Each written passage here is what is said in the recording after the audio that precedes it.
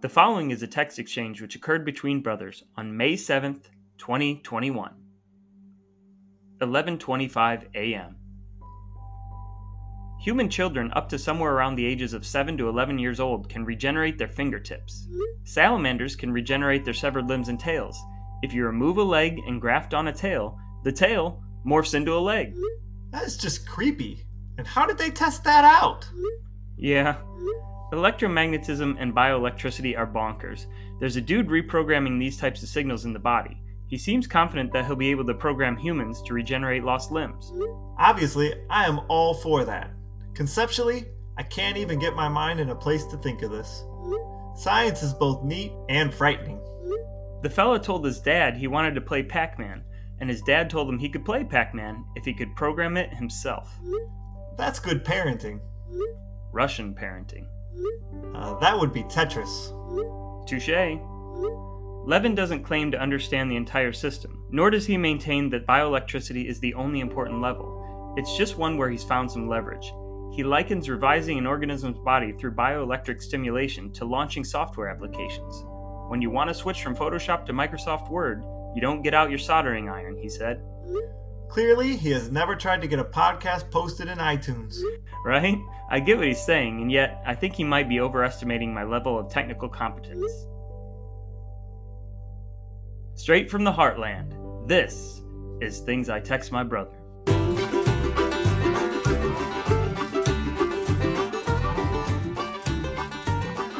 Hey folks, and welcome back to another episode of Things I Text My Brother, a series of conversations which have taken place between the brothers Drouillard on subjects spanning the neighborhood and the globe, which will hopefully leave you smarter, kinder, and better looking. Today we're going to jump off from that dramatic text reading you just heard and discuss the topics therein. Maybe we'll talk about salamanders, maybe we'll talk about mad Russian scientists, maybe we'll talk about Pac-Man, but we haven't plotted an exact course yet because we want you to join us on that journey. That's how it works on Things I Text My Brother. I'm Jeff. This is Brad. Let's talk about our text. But before we dive into bioelectricity and all of that, we need to take a look back because both of us are as capable of fantastic mistakes as we are of soaring scholarship which knows no bounds. Thus, it's time for ablutions and edification. This week, the cleansing has to start with me because in our last episode, we were talking about names you're not allowed to have in various places. And I got two of them wrong consistently. One was a person whose real name is Tallulah Does the Hula from Hawaii, but I kept calling her Tula Does the Hula, and even though it sounds great, that's not her name, so sorry, Tallulah, that I got that wrong. And the other one I got wrong was the person that I hoped Tallulah is with for the rest of her life, and that person's name was number 16 Bus Shelter, but I kept saying Bus Stop. I'd hate for them to go through life as Tula and Bus Stop when their real names are Tallulah Does the Hula from Hawaii and number 16 Bus Shelter. Those are my ablutions. I feel as if I've been cleansed. Brother Brad, do you have any cleansing that needs to take place or any edification to drop on us? I don't have any cleansing that needs to take place this week. I do feel like after I listened to the previous episode that I am both kinder and better looking, but I could be smarter still. I have an edification based on the Canadian Football League. So we were talking about the CFL and attendance and viewership, and I did find out that the CFL is the third highest average attendance in North American sports leagues. They are third to the NFL and Major League Baseball. Number 4 is Major League Soccer. Wow. And then followed by the NBA and the NHL. Who would have guessed any of that? I would have guessed the NFL was number 1. Well, yeah, that one I would have guessed too. But third, that's pretty good. I wonder where it ranks in the world. It's got to be pretty high up there as well. I didn't look in the world, but I did see that in 2019, there were 4.3 million people in Canada who watched the Super Bowl and 3.9 million who watched the Grey Cup. And who was in that 2019 Grey Cup, Jeffrey? 2019 Grey Cup would have been a victory for the Winnipeg Blue Bombers over the Hamilton Tiger Cats? That is correct. Yeah. So there you go. That's my edification for this episode. Well, I feel smarter. I feel cleaner. I think it's time to move on. Well, Brother Brad, as always, we're going to lead things off with you this week regarding the dramatic reading that we just had a few moments ago. Where do you want to take us first? I have to say that in the text exchange, you did include a link to an article. And I read that article about bioelectricity and regrowing of appendages. But what scared me the most in that article was the fact that they took a certain type of worm that they work with, which every time you cut off a part of the worm, whether it's the tail Mm-hmm. or the tail will grow a new head and the head will grow a new tail. Yeah. But they did some bioelectrical bioengineering where they made it have two heads. And then every time they cut apart those two heads, both of those would grow two new heads. And that's just frightening. Yeah, the article, in case anybody wants to look it up, it was an article from the New Yorker in May of 2021. It's called Persuading the Body to Regenerate Its Limbs, and it was written by a guy named Matthew Hudson, concerning principally a scientist named Michael Levin. So when we talk about the scientist in this episode who's performing it, I believe he's a developmental biologist at Tufts University. Michael Levin is doing something that's different because he's doing all this with changing the electric signals. I agree that that was really freaky that he knows that if you cut off the tail, a tail will grow back to accompany the head and vice versa. But he was also saying he can program it so that it grows a second head instead of a tail if he wants to. So he's really doing some like crazy godlike stuff here. But ultimately, he wants to use it to help humans regenerate limbs, and obviously, there's a lot of good that can come from that. But yeah, there's definitely a line here that I'm not sure where it should be.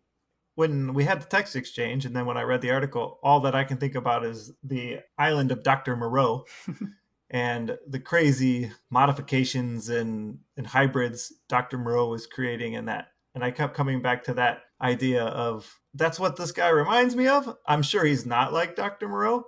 Then I went to the website at Tufts that is for his department that he runs, and the image that they have at the top of the page includes people wearing white coats studying a human horse hybrid and cutting its brain open. And it freaked me out because I thought maybe this dude is Dr. Moreau after all. So he himself is a product of kind of parental science. Apparently, his dad told him when he was very young that, like we had said in the text exchange, that if he wanted to play Pac-Man, he had to build Pac-Man himself. And then this was following his dad just noticing he was bored one day, and they opened up the back of the television, and he just sat his kid in front of it, sat Michael in front of it, and said, "Look at this." And then Michael got into bugs and realized that the bugs probably had some of the same electrical programming that the television had, and nothing has been the same ever since.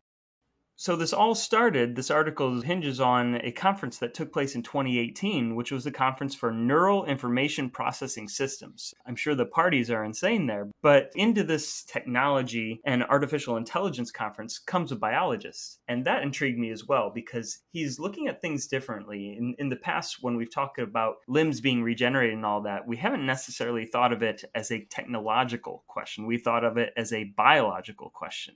And that kind of blew my mind that he steps up to the podium and he gives a speech in front of all these people who are dealing with AI and that type of stuff. But his speech is on the theme of computation in the medium of living systems, basically human computers. And that's scary too.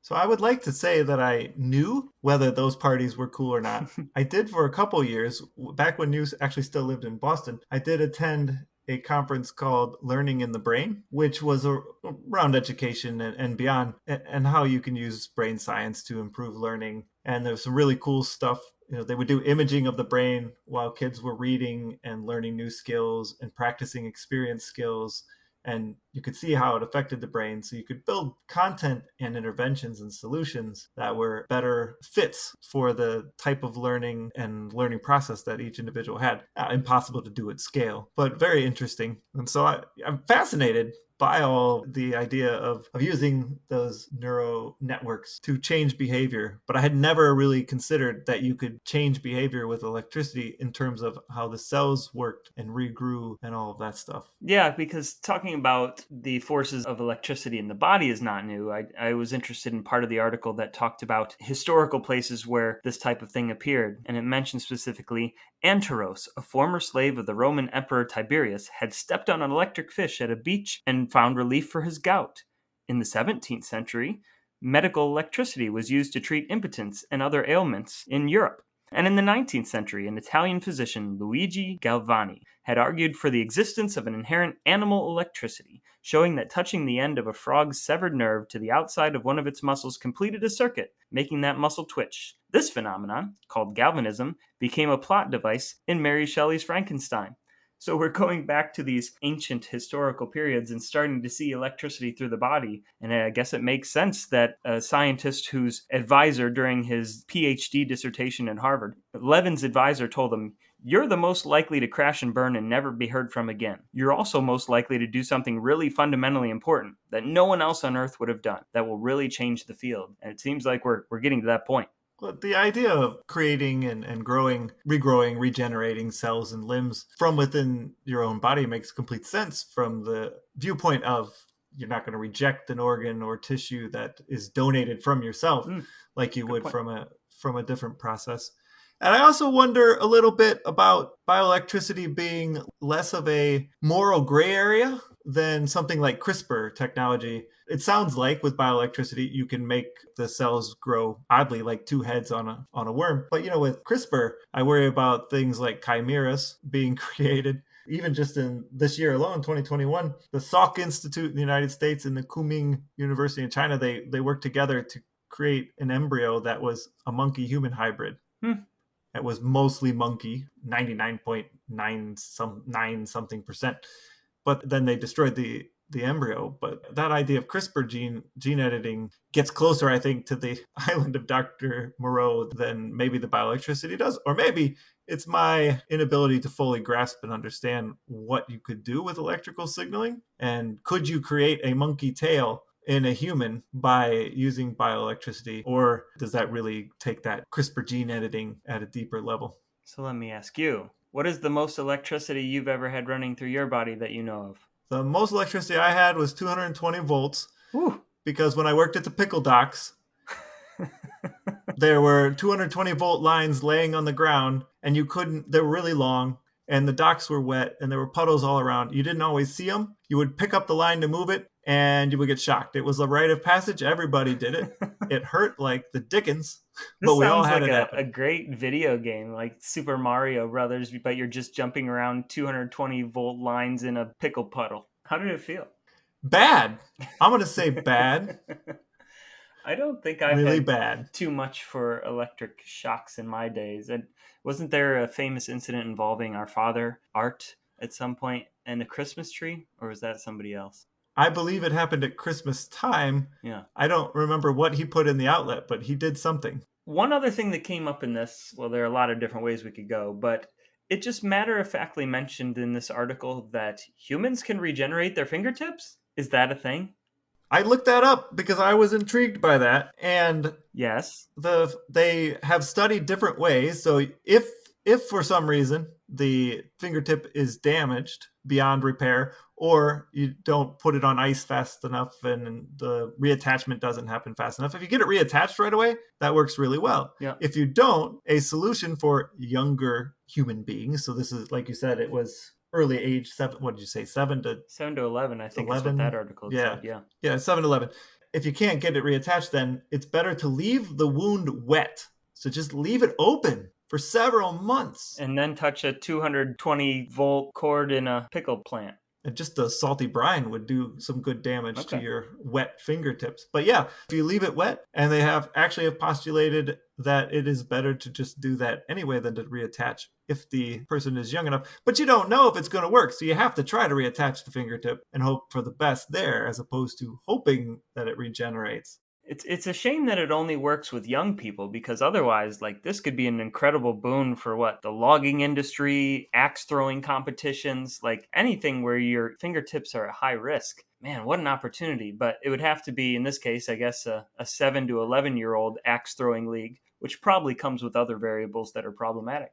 I have to ask though if it hurts to regrow a limb. Like when they cut Mm, off the worm heads and worm tails, does it hurt when they regrow the head? When I was in high school and I grew like 6 inches in one summer, I remember my legs hurting and cramping. I would wake up in the middle of the night in just agony because my bones were mm, growing so fast. yeah. How much would it hurt to grow a whole new limb? It could be excruciating. Well, maybe it depends on how ambitious the flatworm is, because if you take one flatworm and you tell him, hey, buddy, I'm going to cut you in half, and there's going to be two of you, and you do that 270 times, pretty soon that flatworm is going to rule the flatworm universe. That's an opportunity that I think some people would appreciate. I saw Multiplicity, and so I know that making a copy of a copy is a bad idea. So what happens Mm. if you break a worm into 272 new worms over time? Is it like making a copy of a copy and there's a Steve now at the end of it? Or is that just when you make clones? It's a good question, and I don't have an answer to that. So Yeah, me you'll neither. have to wow me with something else. Hmm. Oh, in other news, though, as I was pursuing this article had first come to me as something that's just something that blew my mind in that moment. It's like humans can regenerate fingertips? What? Pretty soon, maybe we can do arms? This is great. And I was reading about other animals that can regenerate things, and I'm sure that's something we'll get into. But it also got me thinking of what other incredible things in science are happening right now that I've never thought about. So I found in a couple of different sources a list of a few different things, and I just cherry picked a few out of there of scientific advancements that are happening right now that I didn't know. I'll have 5 of them. How many of these do you know? Did you know that even though we could design fully electric passenger aircrafts right now, the battery weight makes them too heavy to lift off the ground? I did not know that. Does the same apply to flying cars? Because I've seen prototypes of flying cars lately, actually flying places. I don't know, maybe being able to recharge on the ground enables them to carry a less heavy battery? I don't know. Did you know that ancient humans started to consume dairy before humans even developed the mutation which was required to digest it? I did actually know that. Wow, excellent. Well, something about that is new, or you learned it in the past year. Did you know that lightning strikes the earth about 100 times every single second? I didn't, but I worked with a guy who got struck by lightning twice. He's a triathlete. He lives out in the New Mexico, Colorado, I don't know, somewhere out there, Arizona. I don't remember. Yeah. And he would ride his bike to or run to the exercise facility where the pool was to do his swimming. And he would be out there in the middle of kind of some hilly mountainous areas, and there was nowhere to go. And he said, "You just keep running and you hope for the best." Twice it wasn't the best. And with lightning striking 100 times every second all around the earth, seems like all of us are due. Anyway, did you know that the human stomach can dissolve razor blades? No, but again, I question how did they find this out? It sounds like a really bad idea. Apparently, this article said acids are ranked on a scale from 0 to 14. The lower the pH level, the stronger the acid. Human stomach acid is typically 1.0 to 2.0, meaning that it has impeccably strong pH. In a study, scientists found that the thickened back of a single edged blade dissolved after 2 hours immersed in stomach acid. But yeah, that seems like a really stupid thing to test. And listeners, be good, be smart, don't eat razor blades and try to digest them. But if you have access to stomach acid outside of your body, then, give it a whirl. The last one seems less dangerous. Apparently, bananas, due to the amount of potassium in them, when the potassium decays, that makes the bananas radioactive. Do you know how many bananas you'd have to eat before you die of radiation poisoning? At one time or in your lifetime? At one time, yeah. I'm going to guess 1,248. You are, it's a good guess. You're just shy. It's 10 million. You'd have to eat 10 million bananas at once. And actually, by the time you finish eating the 10 million bananas, just if we break down the science of how long it would take to eat 10 million bananas, I think you'd probably have passed enough of the bananas that the radiation probably wouldn't all be hitting you at once. It might actually be physically impossible to kill yourself by eating bananas due to the radioactivity, at least. That's science now. From the least scientific person I know, you're welcome, America. And everyone in the rest of the world who just heard me say that. Was that a challenge then to see if one of our listeners can try to None of eat? that was a challenge. I don't want people flying battery operated airplanes that are too heavy to fly. I don't want people drinking milk if they are lactose intolerant. I don't want people running around outside trying to get stuck by lightning, eating 10 million bananas at once, or ingesting razor blades. Don't do any of that. I knew another guy, actually Cheryl's uncle. He used to eat like 6 bananas right before he would run, and he would run these long distances because at one point he heard or read someplace that eating bananas before a run was a good idea. So he would eat 6 of them right before he runs. I find that to be appalling. That's a bad idea. What would be worse, though, is if he was eating banana flavored candy, because of all the fruit candies in the world, there is no single fruit flavored candy which dishonors its eponymous fruit as much as banana candy. Because bananas are fine, bananas are good. I can eat a banana, but banana candy is basically a crime. It is terrible, and not far behind is peach, of course. I don't know about that. Well, you were talking about regenerating limbs, and you once Mm-hmm. wrote a song about the Tappan Zee Bridge where you talked about Oh. being inflicted with a three-arm disease, and that would be cool because you could do so many things simultaneously. Now that you don't necessarily even have to have a disease to grow that third arm, would you really want the third arm? Guess it depends on what my career is. If your career required you to fit in tight spaces or cylindrical objects, having a third arm could be a major impediment. But if your job was to throw and catch things, having a third arm could be a great deal. So I guess it depends on at what point in life do you have to make the decision of whether to have the third arm or not. And does placement matter? Where would you choose to put your third arm? Yeah, if you're going to put it on my forehead, I'm probably not into it. I have to say I agree with that. You gotta have it someplace you could hide it when you needed to. Well, speaking of regeneration, oh, actually, there's a couple more things I wanted to talk about. Did you happen to come across any lists of all the different animals that can regenerate limbs?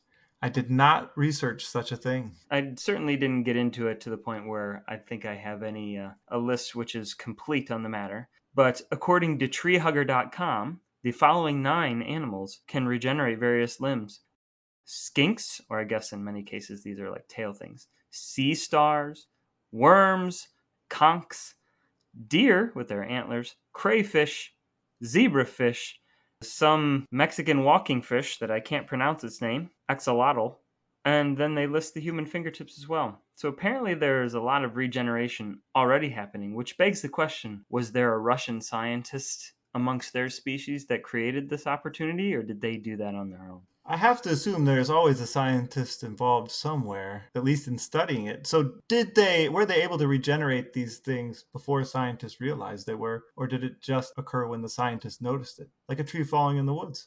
No, these things always were able to, because starfish were fighting each other before humans were even a thing. The other thing that I looked at is the article and the science that's at the center of today's conversation all dates back to this one scientist, Michael Levin from Tufts. He lived in Russia until he was 9 years old. Then his family left with some sort of program, and he went up through the American education system after that. But I was thinking it was his dad's. I don't know if his dad was a mean character, but his dad was certainly a parent who encouraged him to learn things in a different way. So that got me wondering a little bit about Russian parenting. I was trying to look up what Russian parenting is all about, and I didn't really find anything definitive. I just found one random article from a person named Megan Zander in 2017. She asked one of her, I think it was a brother in law or something, how Russians raise their children. And he gave her the following 5 rules to raise a good child based on Russian parenting techniques. He said, you make sure the kid does chores. You eat soup at as many meals as possible because when kids are eating soup, they can't talk. You have them play outside. You give them no bedtime, just let them play until they run themselves down. And of course, you have all kids practice ballet. Do you think that parenting would have worked in your life? Soup, chores, playing outside, ballet, and no bedtime. In my life as a child or in my life as a parent? Well, either way, I don't have the perspective to judge anything as a parent, but you do, so give me whichever you like. I will say as a child that I did not enjoy soup. I probably don't like very many soups now as an adult either. So that part would have been challenging for me. But we basically played outside until we were tired, at least in the summertime. Mm-hmm. So that part, I think that's probably why we're so successful with our podcast and other endeavors. Is we were raised almost this way, but not quite. So we talk too much apparently because we didn't eat enough soup as children. That's true. As a parent, there's no way that I would have been able to enforce these things without going crazy myself. So my children are going to be unsuccessful, lazy losers because I, as a parent, was an unsuccessful, lazy loser of a parent because I just couldn't handle it. I don't believe that your kids are going to be lazy losers. They might grow out of any laziness that's happening right now. They're also geniuses, so that ain't happening. But if you're a bad dad, I was trying to figure out parents historically who have driven their kids to some sort of success by using unique tactics or different things like that. But that's a whole mouthful of things to be Googling. So I ended up with just a lot of articles that had things about parents that weren't what I was looking for, like celebrities who had parents who were mean and different things like that. But if you are trying to avoid being a bad parent, here's two people that you can perform better than, and you can throw in Joe Jackson from the Jackson 5, that family as well. But Marvin Gaye's dad was a cruel and all-powerful king, as described by his daughter, and Marvin Gaye's dad shot Marvin Gaye. So as long as you don't shoot your children, you'll have that over him. Oh, and when Joseph Stalin's son tried to kill himself, Stalin put him down by saying the kid can't even shoot straight. You have the ability as a parent to drive your kids in more of a let's take apart the TV and learn method, as opposed to using those other methods that Marvin Gaye Sr., Joe Jackson, and Joseph Stalin were using. Do you think that Joseph Stalin's son turned around and said, "Hey, Dad, are you getting anything out of this relationship? Because I'm not getting anything." This isn't helping. Right? Yeah, and I didn't even put on the final part of the story is that eventually Joseph Stalin's son ended up in a German concentration camp, and Stalin was offered a prisoner exchange, and he's like, nah, I'm good. Way to go, Stalin, using your power for the family in that one. I do have to ask, how many hours did you play Tetris on the Game Boy? I don't know. I played it a fair amount. We also had, there were those pre-programmed game watches, like cheap plastic game watches that were out when we were, I don't know, in our early teen years, maybe our late single digit years. And I know Angie played the red Tetris watch a lot. And I feel like I played it a fair amount. I do know that I played Tetris on Game Boy, but it doesn't register as one of the games that I played unceasingly for all time. But I could be wrong about that entirely. For some reason, I recall you playing that a lot. Maybe that was me, and I'm just projecting my childhood game obsession on you. I'm not sure. The games that I remember playing the most, and granted, they're probably some of the last games I ever played, so maybe I'm just forgetting my younger years, were Sid Meier's Colonization, which is all sorts of problematic, and I played a football game where you got to program your team's plays and really do everything, and I love that. I played that for years. And then you found that game and gave it to me on my wedding day, which was just the sweetest thing ever, but I'm so technologically behind that I can't figure out any platform on which I can play that game. We also had a Pac-Man board game. Do you recall the Pac-Man board game? I don't remember that. So the Pac-Man board game had all these little marbles, white marbles, and I think I want to say they were red or blue. They were like power pellets and Energizer pellets. And you had these little plastic Pac-Man and little plastic ghosts. And you moved your little plastic Pac-Man around, kind of like Hungry Hungry Hippos, but not exactly. I was going to say, it sounds like a cross between Hungry Hungry Hippo and Smurf cereal so far. Yeah, and you had to eat up the little power pellets and Energizer pellets and get away from the ghosts and eat the ghosts. My main association with Pac-Man, and it's good that our parents didn't encourage us to take it apart, because the only Pac-Man that I really remember playing was a tabletop arcade Pac-Man at Pizza Hut when we went there for our Book It personal pan pizzas. Always the Book It personal pan pizza, and I lied every time to get my number of books. I never read any of them. And that's why, to this day, you're still very much illiterate. Speaking of illiteracy, there's one man in our family who's most definitely not illiterate. It's our father Art, and we're going to ask him some questions.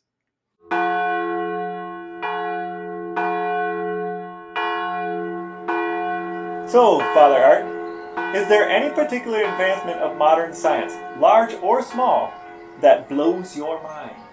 Almost all of it does. Television, the internet, space, all that stuff blows my mind because I don't know how anything works. I'm with you. Some Russian parents have encouraged the growth of their children by making them build their own video games. Can you think of anything specific that you did which resulted in Angie being so especially awesome? The only thing I can think of is we read to her a lot, especially early, and encouraged her to read. And I think that really is the key to her success. Well, she is the best of all of us. Can you explain salamanders? No. Explain in 100 words or less why you love doing the electric slide so much. Because the steps are simple, and I can still move right to left.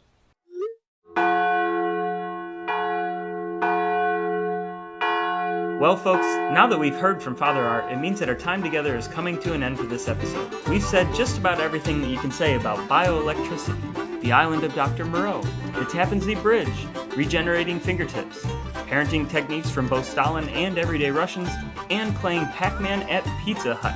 But fear not, there will be another episode coming your way just as soon as we can dig back into the archives, find another gem of a text, and do just enough research to act like we know what we're talking about. In the meantime, you can head over to our Instagram page at Things I Text My Brother Podcast to drop us a note about what you liked, or what you didn't like, or to tell us something that we got totally wrong.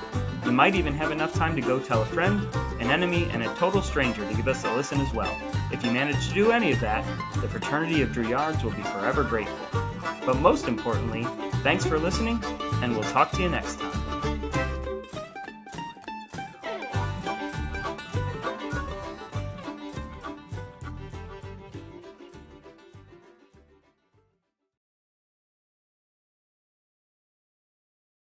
All right, just do a test. I want to make sure I can hear you. Test, test. 1, 2. Normally.